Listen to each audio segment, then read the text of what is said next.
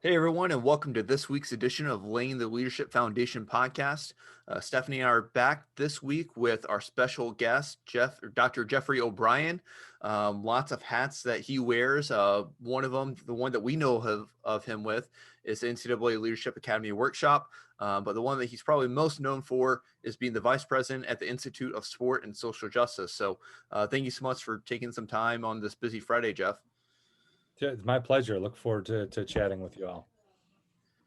I guess starting off, obviously we know where you are now. If you wouldn't mind walking us through a little bit about your background, obviously know that you have some time at Northeastern, which is a couple hours away from us at AIC, but I want to know sort of a little bit about your upbringing and how you got to where you are today.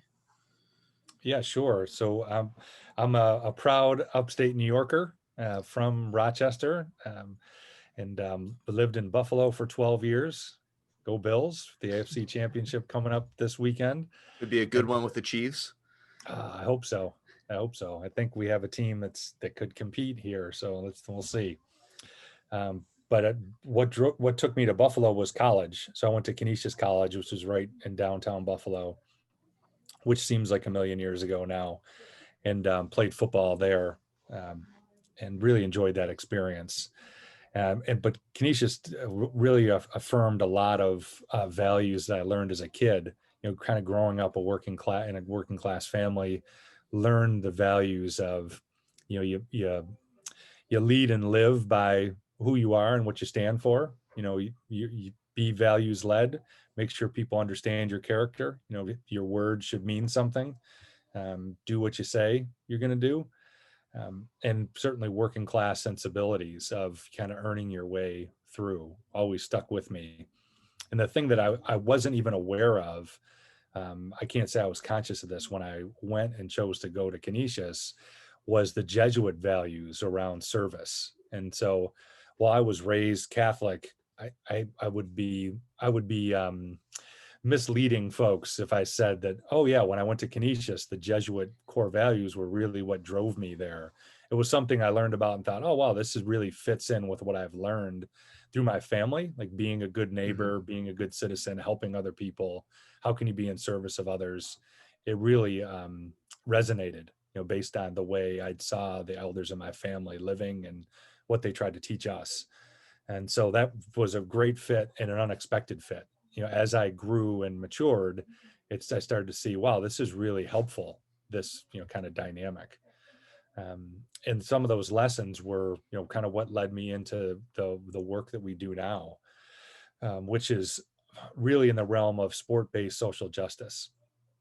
And so starting at my Canisius undergrad was in English, and then have a master's degree in education from Canisius as well. And really thinking about education was what I always wanted to do, teaching in some way. I just didn't know what it was. Something told me it wasn't going to be English that I was going to be teaching, but that was what I was, kind of had my certification, my New York State certification to teach English, but I couldn't really see doing that. I was Mhm. more interested in coaching in high school than I was in Yep. teaching. So did a bunch of coaching at the start there, just in that way. It was part-time and substitute teaching, coaching football, basketball, track, any sport you could imagine. Um, Went back to Canisius and coached football there for a couple of years as well, and thought about coaching. It's possibly the way I would use teaching and education. And then there was this AmeriCorps program that came about. So AmeriCorps is national and community service, still exists now, but it was just starting with Bill Clinton's presidency back in the early 90s. And so Canisius was one of the members of a national effort that was called Athletes in Service to America. Mhm. And so I was just finishing up a grad assistantship where I was handling most of our outreach for student athletes. So I'm gonna date myself, but this was before there was student athlete development. This was before Champs Life Skills. It was just individual institutions doing some of this stuff because they felt it was important. So you were on So the forefront of all that then. ha, that's a nice way of saying that, Thomas. Thank you. Thank you. We didn't know what that was at that time or whether it was going to be a national thing. Champs came out, I want to say 4 or 5 years after that point, but it was really useful grounding and just thinking about service in the community and how athletes, even at a small school like Canisius, would get people's attention. Students would see us come in and say, hey, who are you? What position do you play? They'd want your autograph. And we're thinking, man, what do they want our autographs for? But it was an eye opener around the power of sport and the ability to serve. And so as we think about developing some of the things that we all kind of take for granted and do now, that was understanding, okay, how do we make an impact? How do we reach people? So I finished uh, working there, and that's when the connection of the AmeriCorps program connected me to Northeastern in Boston. And so Northeastern's Center for the Study of Sport and Society, that's a social justice-based sport organization as well. And we worked both locally in the Boston community and then nationally and then even globally on DEI related issues, domestic sexual violence prevention, education, media literacy, leadership, you name it, like the full gamut.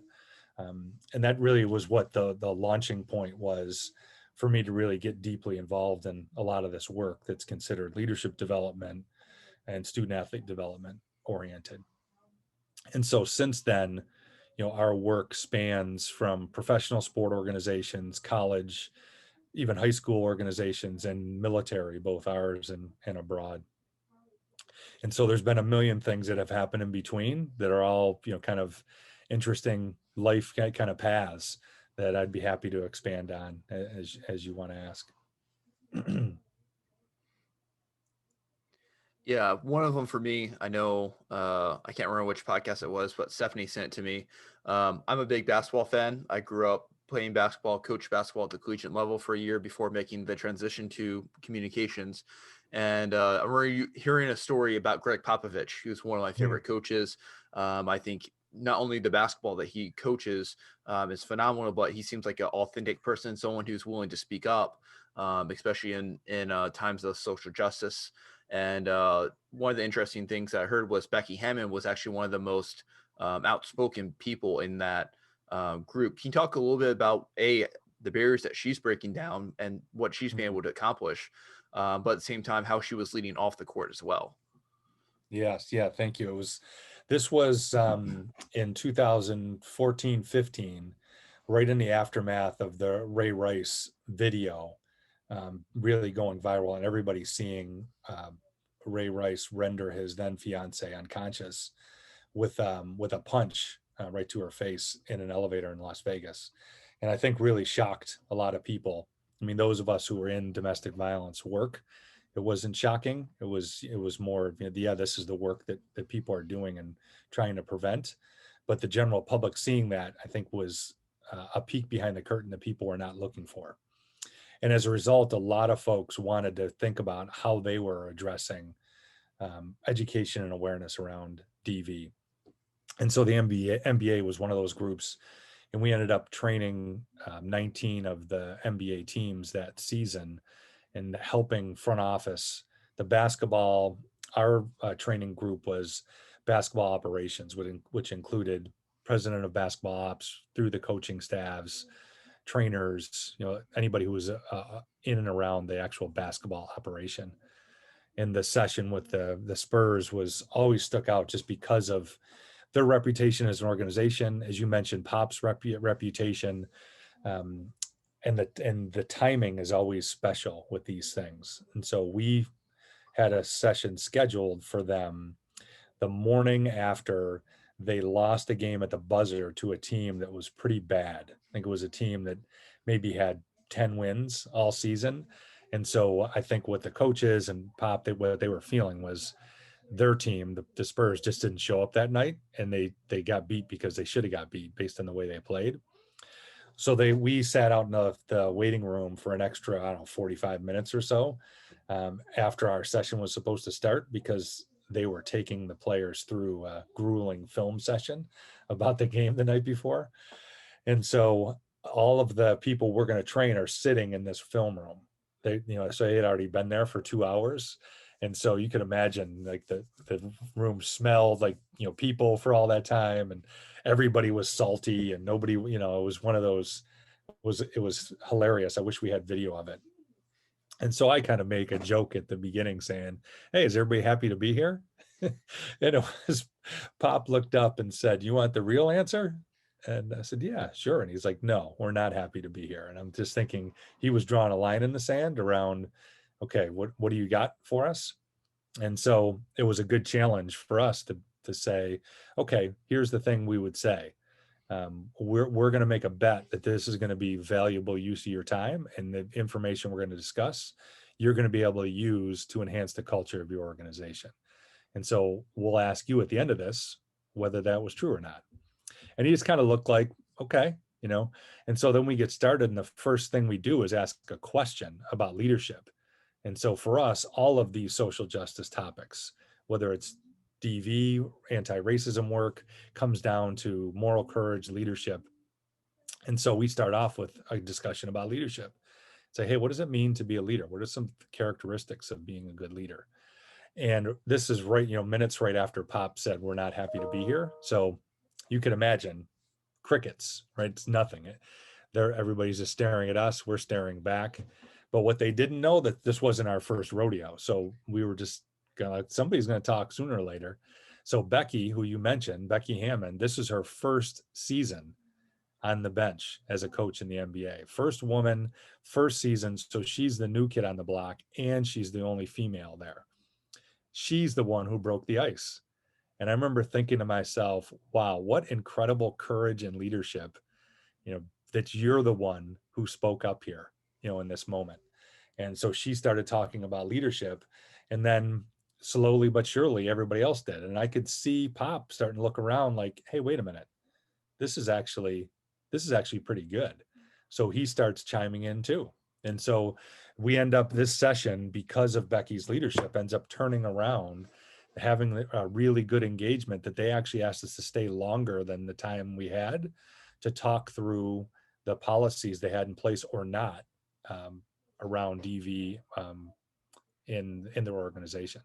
So really fascinating. I mean, I love that experience because it just shows that sometimes you're not getting patted on the back, but this type of work needs to get done.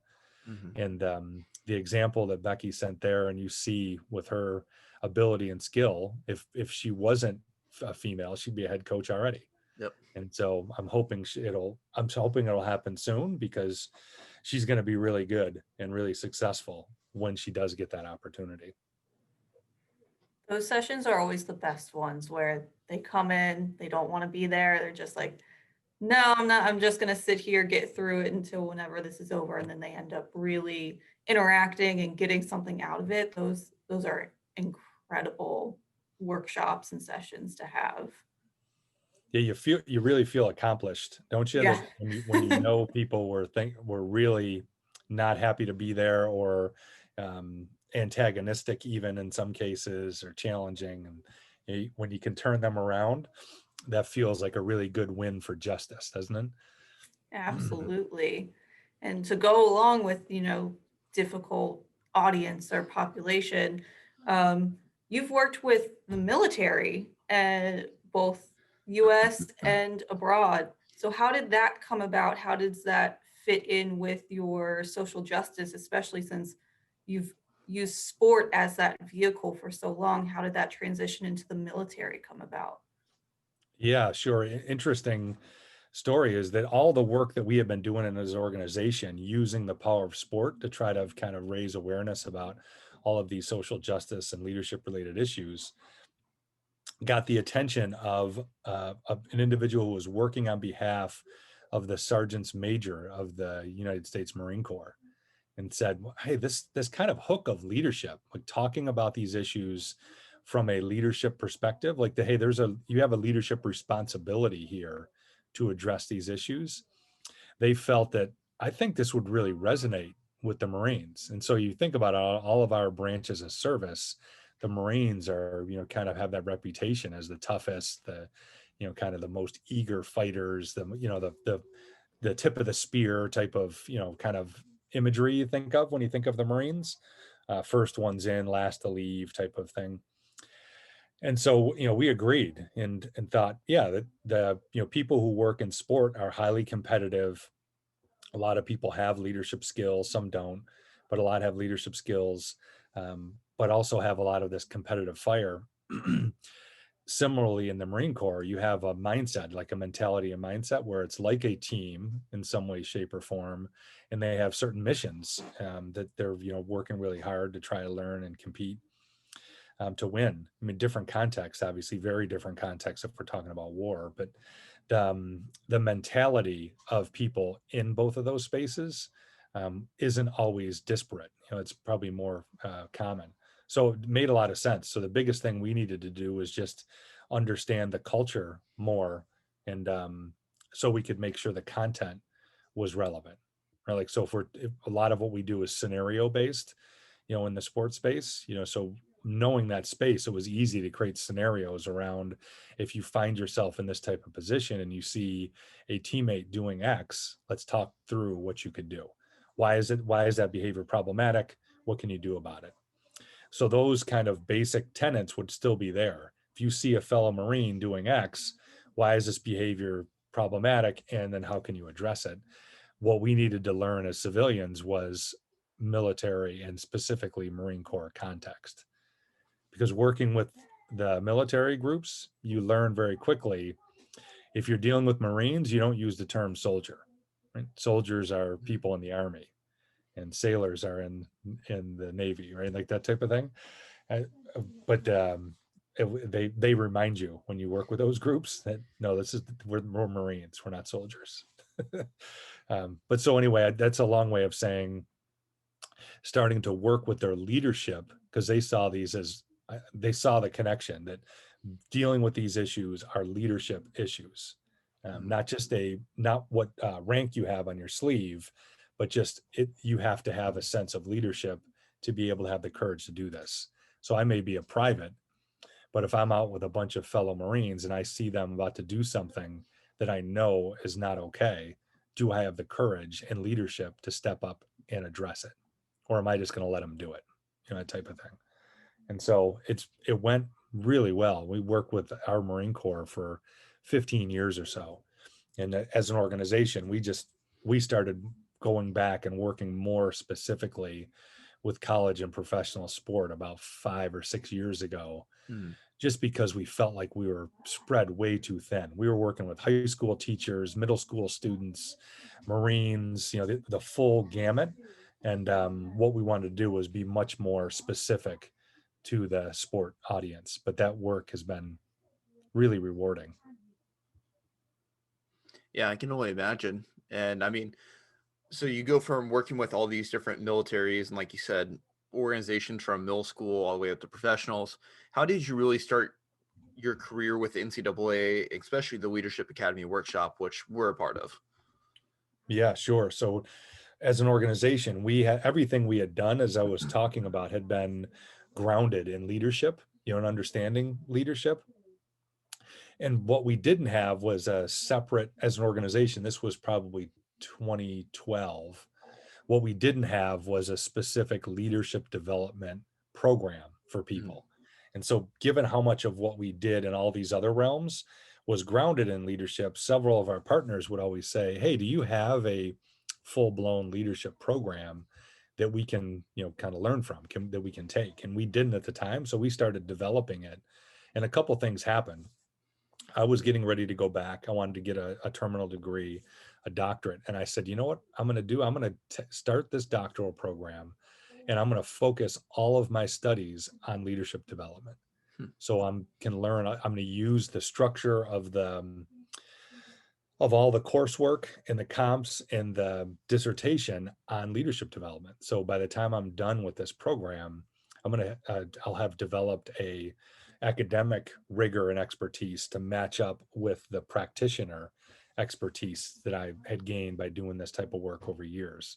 So those things were both happening. And as I was finishing, I wasn't even done with my degree yet when the NCAA was putting out for bid the vendor, to be who the vendor would be for both the leadership forum, which a lot of people are familiar with. That's where there's 400 or so student athletes and some coaches and staff come convene for a 4-day kind of leadership retreat, which is really a ton of fun. but they wanted a new vendor to come in and help them deliver that program. And then they were creating this new thing, which what they were calling a train the trainer program at the time, that you would have to, would be basically what law has turned into, the Leadership Academy Workshop, help members of institutions come and learn from A to Z how to build and stand up a leadership development program that could be sustainable and last over time. And so that was a lot of fun because the forum had existed for many years, but the law project was brand new, like a completely blank canvas. And to their credit, Curtis Holloman and Justin Paysinger were the people who hired us on to do that at the NCAA at the time. They really entrusted us to say, look, we're hiring you because we like the way you approach education. We really emphasize active learning strategies and everything that we do. And so we were given, kind of really carte blanche to refashion, reshape the way the forum looked, and then to build up the law program from the ground up. And so in partnership, certainly we did it in concert, hand in hand with them. But so that was a great opportunity to really exercise all the things we had learned as practitioners, all the things I had learned in academia through the doctoral program. So those things really came together. Right before we started the NCAA project, I was helping a couple institutions. Northeastern is one of them. I had previously worked at Northeastern for Peter Roby, who was then the athletic director at Northeastern. And Peter and I have been longtime friends. He's been a mentor of mine since I met him. And he asked, hey, would you help us build this leadership program? And so that was a ton of fun. So that was a precursor to the NCAA. I guess one thing that predated that is building a program from scratch for Northeastern. We built a program for head coaches, assistant coaches, and for 2 groups of student athletes. And it was a lot of fun. It was a really challenging, but a lot of fun to kind of build something that didn't exist there as well. But it gave us the confidence to go into the NCAA project that, okay, there's a lot of ways to do this, and here's a few. That's incredible. So as you said that, or as we've learned through our time at law, I know we've been able to interview some law alumni, and one of the ones that we interviewed had said, be prepared to reassess and redo about 50% of your leadership academy after that first year, because it's really, you just have to see what the students want, what works well, and just be prepared to just keep reimagining it. So how has law itself evolved over the years? Oh, wow. Yeah. So that it's, well, you all are experiencing it in a way that we didn't anticipate, or certainly wasn't intentional, having to do this virtually, given, COVID now.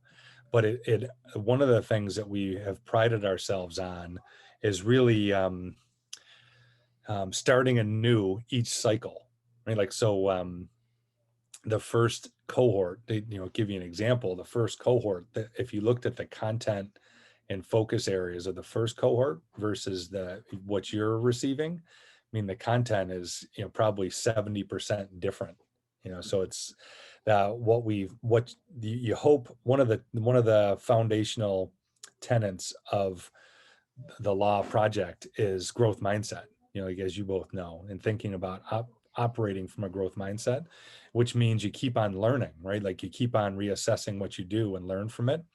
You keep on getting feedback from participants and see what's missing for folks. So if you think about something as simple as logic models, all right, we didn't do logic models for the first probably 3 or 4 years of the program. We just talked more about goal development because we felt it was something most people were more accustomed to doing and had experience with. But then we felt like, no, we need to talk about logic models, because this is, if any of our folks are going to want to try to get funding for what they're doing, most grant programs and applications now look for a logic model. And so just as an example, that didn't exist early on. Or things like the ice tank challenge, where people work together to kind of really work through all of these components, but using a case study. We felt like that was a missing piece. So people were feeling that it was mysterious. Like, okay, we're seeing all these components, but it still feels a little elusive on how we put this together. So giving people an actual problem solving skill around or a problem solving opportunity around a case study, help people put it all together with just this case study example. And then, okay, I can apply that to my program because I've already done it, type of thing. Mm. And so as you think about that, all those pieces have advanced every year. We reassess it.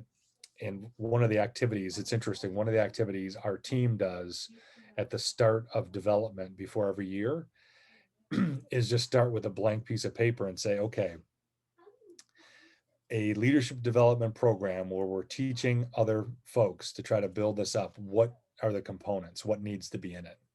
And so we don't look at any of the old stuff. I mean, certainly we're aware of it, but what comes to mind? What are the things we know need to be included? So what we're trying to do is force our minds to be fresh again around what do we think is most important? What do people need to be able to actually get this done and be successful? Because one of the things we want to make sure happens is that people walk away and can actually do this. Another example would be just the fact that there's two of you, right? Like, so, we talked about this last week. It was just one person per institution, but one of the things we learned was one person can really feel like they're on an island when they go back to campus if they've got all this new information and all this great background, context, research, but they're the only one who's learned all this. And so they're now in a staff meeting trying to explain why we need to do things this way. And everybody else is looking at you like you have three heads, because what are you talking about? Well, can't we just put a few activities together and slap a leadership logo on top of it and be good? Or the other thing that happened the first couple of years is that people were expecting, because it was an NCAA program and this was the history, that they were going to get a program in a box. Aren't you just going to give us a binder that is the program and we just go home and follow that? And said, no, that's not what we're doing. Yeah. So anyway, that just a few examples. Yeah, that's so interesting. I mean, like you said, we mentioned that having two people from each campus, which we think has obviously been a huge asset for us. We can only imagine how it'd be for one person. And the person the alum or a law alum who I talked to, Spencer, was the one who said he had to redo 50% of his curriculum after that first year. So that's one of the things the two of us have definitely talked about is we at least have to put a good solid foundation, but we also don't want to get too far ahead of ourselves, knowing that we're going to have to go back and backtrack a little bit just to make sure what we're doing is the right thing for our organization. Yeah, that you'll continue that same growth mindset, right, Thomas? It's just a matter of every year, part of what we'll do. It's another thing we didn't emphasize enough at the beginning was making sure we're doing data collection and research and evaluation. So our M&E, the measurement and evaluation type of components, making sure you're measuring and understanding the impact you're having or not, and then making adjustments accordingly. That's 2 years from now, it'll look decidedly different than whatever the first iteration will be. I would be willing to bet. So I guess you've obviously been on the forefront of a lot of these different things. You've helped see things through from the infant stages to where they are now. I guess what programs, trainings, or mentors have really played a major impact or role in your life and in your career? Yeah, so family members in life, like parents and my grandfather are three people I always think about as far as foundational and really inculcating in values and belief systems. But then professionally, I mentioned Peter Roby earlier, who he was the executive director of the Center for Sport and Society at Northeastern when I was there. An amazing leader, like a person who walks the walk every day, throughout his career, and always has been somebody that I could count on and somebody that I've really thrived in working around and for. And so he ended up being the athletic director at Northeastern after I left there. and he's the one who hired me back to do the Leadership Academy there because of our relationship. But anybody who's not aware of his work and life, it's a good opportunity to take a look. He actually serves as a senior consultant with the NCAA now as well. And then another gentleman named Tom Miller, Dr. Tom Miller, who's was the vice president for student affairs at the University of South Florida. And he was at Canisius when I was an undergrad. He was our dean of students, then our VP of student affairs there, and probably the first professional mentor, and somebody who saw that, hey, this young kid here who's a little rough around the edges, I think has some potential. Let me put him in positions where he can get some experience and opportunities, and see if he can start to shine a little bit. And he always had a belief in me before I even understood I had the potential to do anything, which we all need people that are going to look out for us in some way, shape, or form. And those two really stick out to me. Yeah. So my closing question to you would be, with your breadth of knowledge and experience, what would be some words of wisdom to give to someone who is starting their journey in leadership development, either to help themselves or to help others?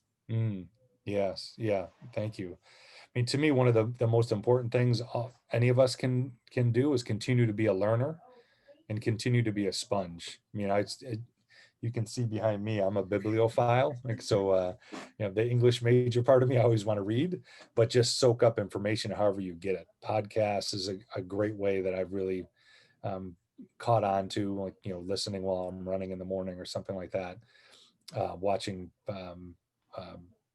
their TED Talks or things along those lines. But the more you can be a learner and somebody who wants to soak up information, the better. And don't be afraid to not be an expert. Just be who you are and be where you are. Because I think most of the time we feel like we have to present a sense of self that isn't always really who we are. Just be who you are, be where you are, be committed to learning, be humble, and be able to move forward. I think there's a strong value in that, of building expertise along the way. So sometimes as an aside, some people will say, like, they'll see some of the consulting work or some of the people we work with and say, oh man, I want to do that. How do you do that?